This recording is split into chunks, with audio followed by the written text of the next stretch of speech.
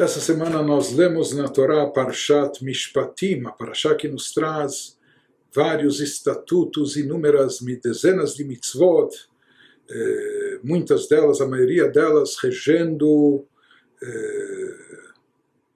bem-estar da sociedade, leis de danos e prejuízos, leis de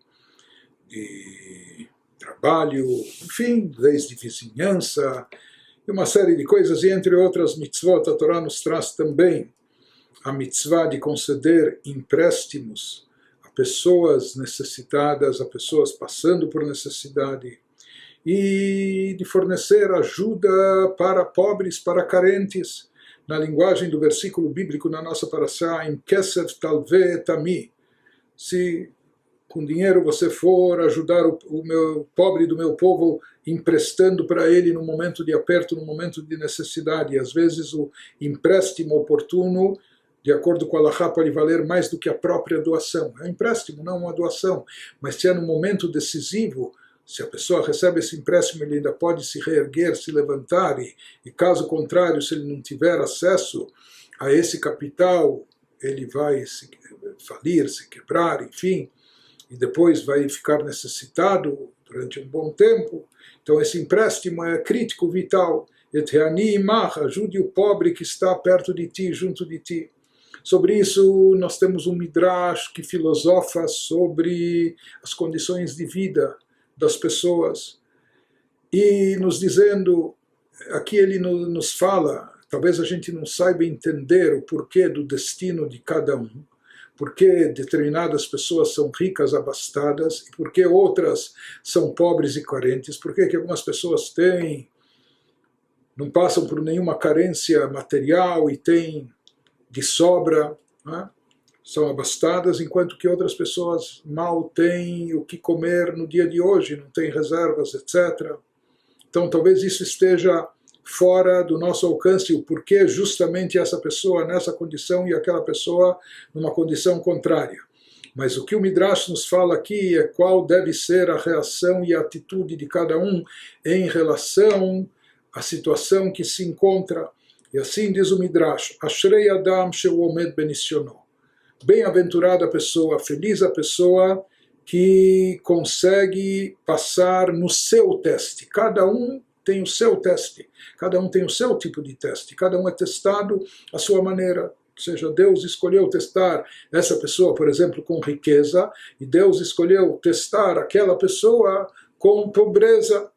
E feliz a pessoa, bem-aventurada a pessoa que passa pelo seu teste, que ela, enfim, é bem-sucedida nessa provação.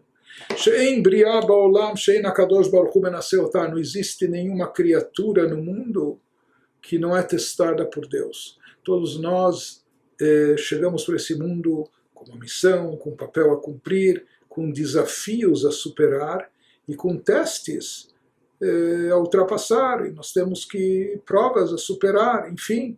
Então todas as pessoas e todas as criaturas são submetidas a teste. Não existe nenhuma criatura que não tem que passar por algum teste.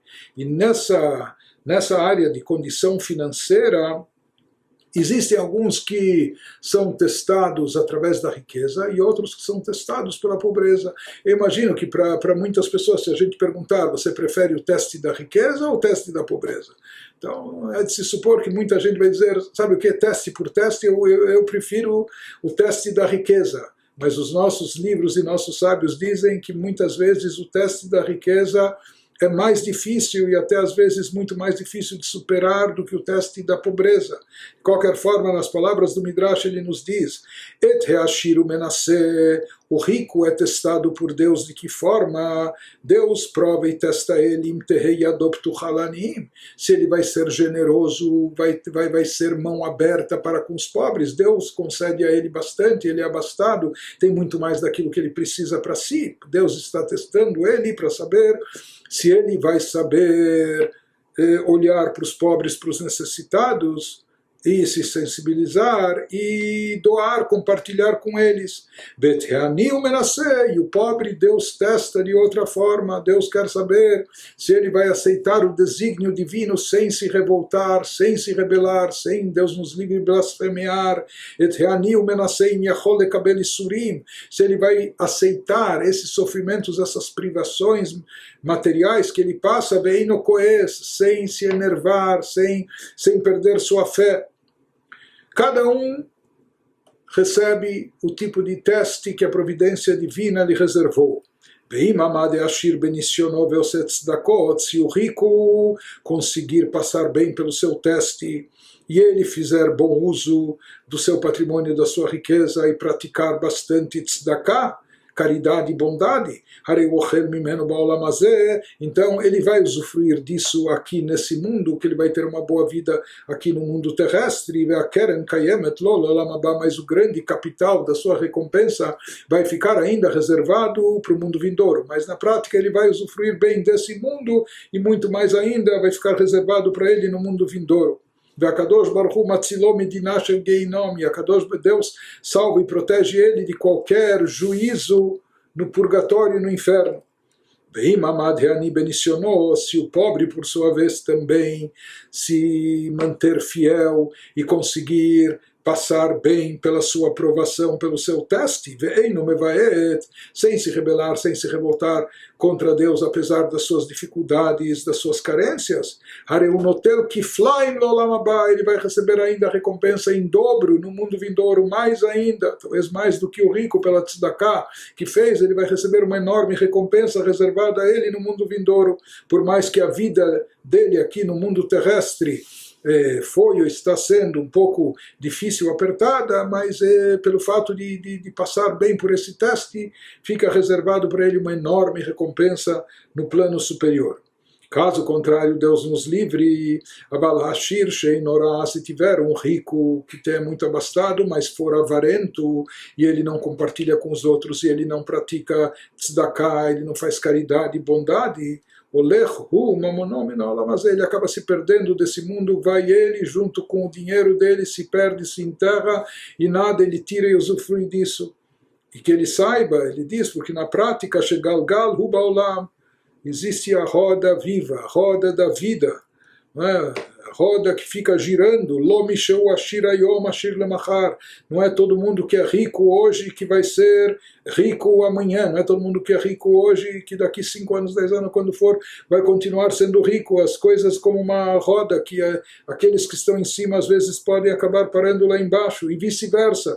O Misheu Ani Ayom, e não é que aquele que é pobre hoje, que ele vai ser pobre a vida inteira, não,